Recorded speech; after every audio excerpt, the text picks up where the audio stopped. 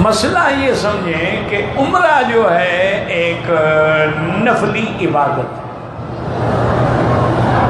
اگر منت مان لو تو پھر عمرہ واجب ہو جاتا۔ میرے آقا نے رحمت دو جہاں نے 4 عمرے فرمائے ہیں زندگی میں۔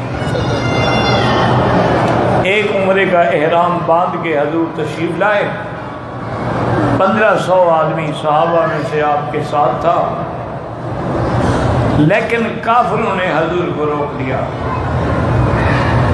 بڑا طویل قصہ ہے، بہرحال حدیبیہ پہ صلح ہوئی، حضور بغیر عمرہ ادا کیے ہوئے واپس مدینہ شریف تشریف، لیکن عمرے کے لیے تو آئے نا۔ اب اگلے سال حضور عمرۃ القضاء یا عمرۃ القضیہ بھی کہتے ہیں اس کو، قضا بھی کہتے ہیں، کہ حضور تشریف لائے اور 3 دن حضور مکے میں رہے اور عمرہ قضا کیا، اور 3 دن کے بعد جو ہے واپس تشریف لے گئے۔ اسی طرح پھر حضور صلی اللہ علیہ وسلم جب فتح مکہ کے موقع پہ تشریف لائے تو حضور نے احرام نہیں باندھا، چونکہ اللہ نے آپ کو اجازت دی تھی، جنگ تھی نا۔ تو حضور صلی اللہ علیہ وسلم کپڑے پہن کے آئے، اور یہ وہی موقع ہے جب سرکار کے سر مبارک پہ سیاہ رنگ کی پگڑی تھی، تو سیاہ رنگ کی پگڑی پہننا حضور سے ثابت ہے، جو ثابت ہے تو سنت ہے۔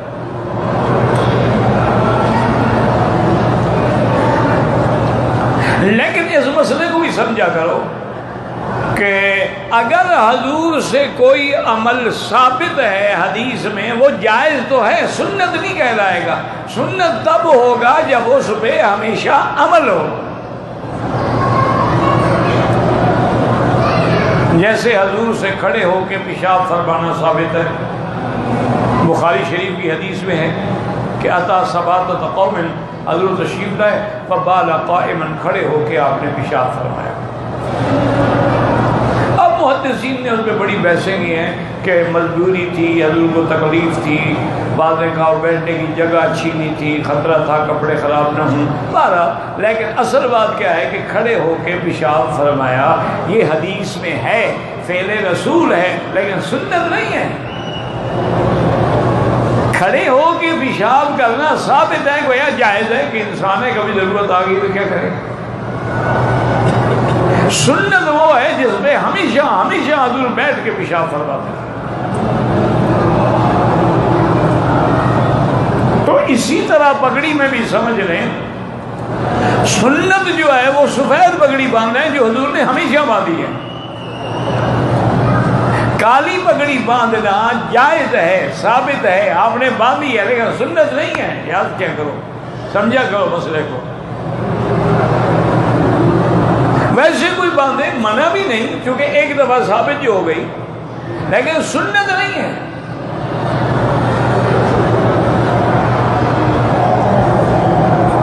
بہرحال یہ تو ایک الگ مسئلہ ہے۔ تو حضور بہرحال مکے میں تشریف لے آئے۔ آج کل تو جی ہر پارٹی کی پگڑی بھی الگ ہے اور رنگ بھی الگ ہے، اس کے ماشاءاللہ باسکٹ بھی الگ ہے، پرچم بھی الگ ہے، جھنڈے بھی الگ ہیں، مسلمانوں کو یعنی تقسیم کر رہے ہیں، دور سے پتہ لگے کہ یہ کون ہے اور یہ کون ہے۔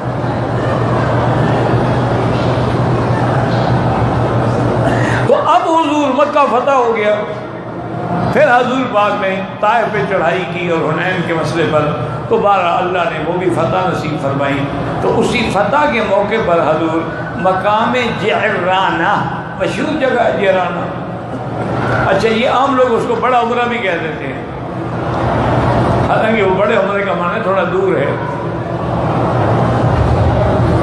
تو جعرانہ میں حضور نے قیام فرمایا، وہیں آپ نے غنائم حنین تقسیم فرمایا، اور اسی قیام کے دوران میں جو چند راتیں حضور رہنا، تو ایک رات حضور وہاں سے احرام باندھ کے آئے اور مکے سے عمرہ کر کے پھر واپس چلے گئے جعرانہ۔ تو یہ حضور کا تیسرا عمرہ ہو گیا۔ اور چوتھا عمرہ جب حضور حج پہ تشریف لائے ہیں، تو اس وقت چونکہ آپ کا حج قران تھا، تو آپ نے عمرے اور حج دونوں کا احرام باندھا ہے۔ لہذا حضور کے 4 عمرے ثابت ہیں، اور فرض ہونے کے بعد حج حضور نے 1 کیا۔ اب رمضان کے عمرے کے بارے میں بھی حدیث میں ہے کہ جو رمضان میں عمرہ کرے گا اپنے وطن سے یا میقات سے، اس کو اتنا اجر ملتا ہے کہ جیسے اس نے حضور صلی اللہ علیہ وسلم کے ساتھ حج کیا ہو۔ تو بہرحال مسئلہ سمجھ لیں کہ عمرہ ایک نفلی عبادت ہے۔ آپ مکے آئے، اصل عمرہ تو وہی ہے جو اپنے ملک سے آپ احرام باندھ کے آئے، اور اس کے بعد اگر آپ مدینہ منورہ گئے اور واپسی پہ احرام باندھ گئے تو وہ بھی میقات کا عمرہ ہے۔ باقی آپ مکے میں رہتے ہوئے اگر مسجد عائشہ سے عمرہ کرنا چاہیں یہ جائز تو ہے، لیکن یہ میقات نہیں ہے، یہ حل ہے۔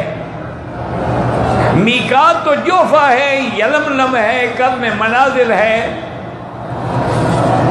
ذوالحلیفہ ہے، ذات عرق ہے، یہ حدود حرم سے باہر ہے مسجد عائشہ تمیم جسے کہتے ہیں۔ تو اب اگر مکے والوں نے عمرہ کرنا ہو تو لازم حد حرم سے باہر جانا پڑے گا۔ یہ جو بعض میرے بھائی کہتے ہیں نا کہ یہی گھر سے احرام باندھ کے عمرہ کر لو، کہ ایک حدیث میں ہے کہ اہل مکہ من مکہ، مکے والے مکے سے احرام باندھیں، ان کو بس میں اعتراض نہیں کرتا لیکن دکھ لگا ہے۔ اگر مکے سے احرام باندھا جا سکتا تو بی بی عائشہ تو مکے میں موجود تھی، پھر ان کو باہر بھیجنے کی کیا ضرورت تھی؟ وہ جو حدیث ہے نا اہل مکہ من مکہ حج کے لیے ہے کہ حج والے جب احرام باندھیں گے تو مکے والے مکے سے باندھیں گے، وہ باہر نہیں جائیں گے۔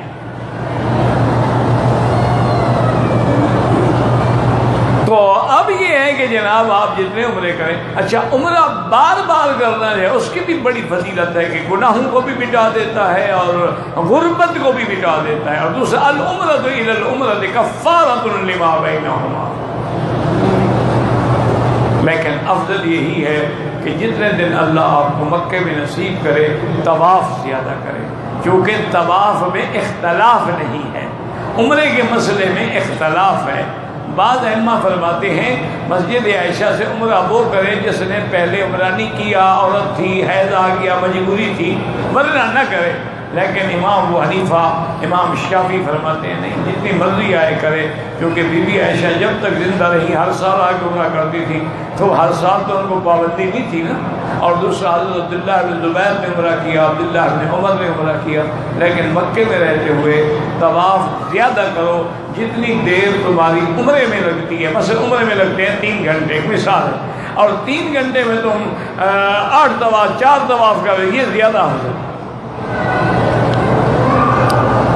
اور آسان نسخہ آپ کو بتا دوں عمرے کا کہ فجر کی نماز پڑھ کے حرم میں جہاں بیٹھے ہو نا وہاں بیٹھے رہو، قرآن شریف پڑھتے رہو، اللہ کا ذکر کرتے رہو، باتیں نہ کرو، دنیاوی باتیں نہ کرو، قصے کہانیاں نہ کرو، بالکل دنیا کی بات نہ کرو، یا بالکل خاموش بیٹھے رہو۔